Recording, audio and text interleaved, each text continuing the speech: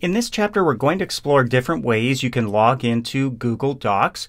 And once we're logged in, we'll get a tour of the user interface. In this lesson, we're going to log into Google Docs using the web address.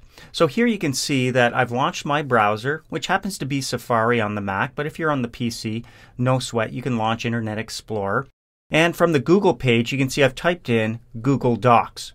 Now I'm going to assume at this point that you've never done this before. You don't know what the web address is perhaps to get to the login screen for Google Docs. So you just search for it here in Google, and when you hit return, check it out. Right at the top, welcome to Google Docs. There's the address down below, docs.google.com. So that's the address you could type right here in the address field if you wanted to.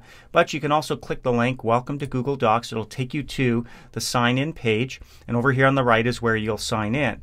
Now, just before we do that, it might be a good idea to create a bookmark or a favorite so that you never have to do that again. Here in Safari, the menu bar says Bookmarks. In Internet Explorer, it'll say Favorites. We're going to give it a click and choose Add.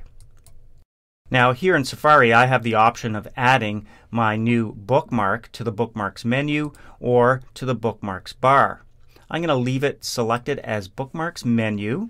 And for those of you using Internet Explorer, it will get added to your menu anyways. Now, I don't need all of this in here. I'm going to click right before Google Docs and just backspace over that stuff. That's all I needed to say. And when I click the Add button now, anytime I launch my browser, I can go right to the Bookmarks menu and Google Docs will be right there. Give it a click and off I go.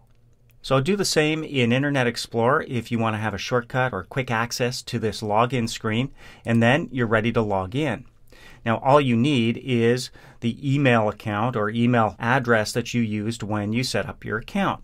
So for me, I'm going to type in david.b.rivers@gmail, that's what I'm using, .com, and I'll type in my password. And notice down below there's a checkbox here. Mine is checked off. Remember me on this computer, so I won't have to actually do that every time. When I click sign in, I'll actually log in and arrive at my Google Docs homepage. Now, just before we get familiar with our user interface, in the next lesson, I'm going to show you how to log into Google Docs if you've got a Google Apps account. We'll create a gadget on our start page. That's coming up next.